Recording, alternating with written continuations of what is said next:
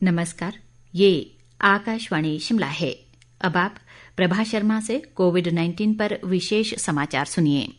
देश भर में 18 वर्ष से अधिक आयु वर्ग के लिए सरकारी केंद्रों पर निशुल्क कोविड टीकाकरण अभियान जारी है।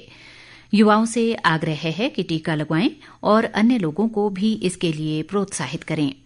कोविड स्वास्थ्य के लिए खतरा बना हुआ है, ऐसे में एहतियाती उपायों के पालन में कोताही न बरतें। जब तक जरूरी न हो, घर से बाहर न निकलें और 3 सरल उपायों का पालन करें। मास्क लगाएं, 2 गज की सुरक्षित दूरी बनाए रखें, हाथ और मुंह साफ रखें। कोविड संबंधी जानकारी और मार्गदर्शन के लिए राष्ट्रीय हेल्पलाइन नंबर 011-2397-8046 और 1075 पर संपर्क करें।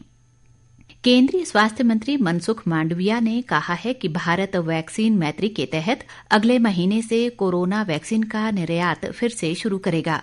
उन्होंने बताया कि वैक्सीन की अतिरिक्त आपूर्ति का इस्तेमाल कोविड महामारी से मिलकर निपटने की विश्व के प्रति भारत की प्रतिबद्धता को पूरा करने के लिए किया जाएगा। कोवैक्स कार्यक्रम का उद्देश्य कोविड रोधी टीकों के विकास और उत्पादन को बढ़ावा देना है। स्वास्थ्य मंत्री ने कहा कि प्रधानमंत्री नरेंद्र मोदी के अथक प्रयासों से देश कोविड टीकाकरण की दिशा में निरंतर आगे बढ़ रहा है।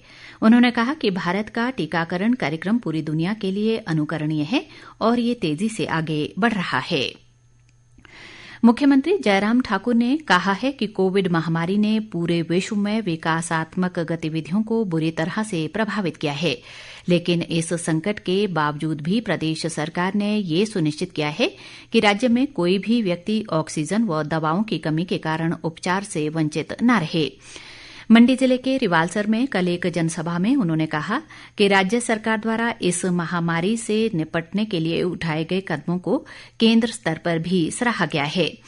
जयराम ठाकुर ने कहा कि राज्य ने 18 वर्ष से अधिक आयु वर्ग को कोविड टीकाकरण की पहली खुराक लगाने का 100% लक्ष्य प्राप्त किया है, जिसके लिए प्रधानमंत्री नरेंद्र मोदी ने प्रदेश सरकार के प्रयासों की सराहना की है और वर्चुअल माध्यम से प्रदेश के कोरोना वॉरियर से संवाद स्थापित कर उनका उत्साहवर्धन भी किया है। मुख्यमंत्री ने लोगों से कोरोना नियमों का पूरी तरह से पालन करने और सरकार को अपना पूर्ण सहयोग देने का आग्रह भी किया है। देश में कोविड-19 से स्वस्थ होने की दर बढ़कर 97.75% हो गई है। कोरोना संक्रमण से अब तक 3,27,49,574 लोग स्वस्थ हो चुके हैं। मौजूदा समय में देश में कोरोना के सक्रिय मरीजों की संख्या 3,09,575 है। देश में कोरोना संक्रमितों की कुल संख्या 3,35,04,534 तक पहुंच गई है। संक्रमण से अब तक देश भर में 4,45,385 लोगों की मौत हो चुकी है। बीते 24 घंटों के दौरान देश में 26,115 नए मामलों की पुष्टि हुई है। आईसीएमआर के अनुसार देश भर में अब तक 55,50,35,717 लोगों की कोरोना जांच की जा चुकी है। पिछले 24 घंटों के दौरान 14,13,951 कोविड नमूनों की जांच की गई। अभी तक देश भर में 81,85,13,827 लोगों को टीका लगाया जा चुका है। प्रदेश में कल कोरोना संक्रमण के 234 नए मामले सामने आए हैं।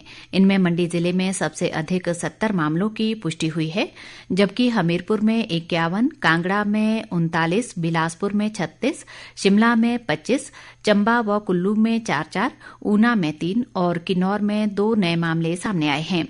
इस दौरान 177 लोग स्वस्थ भी हुए हैं।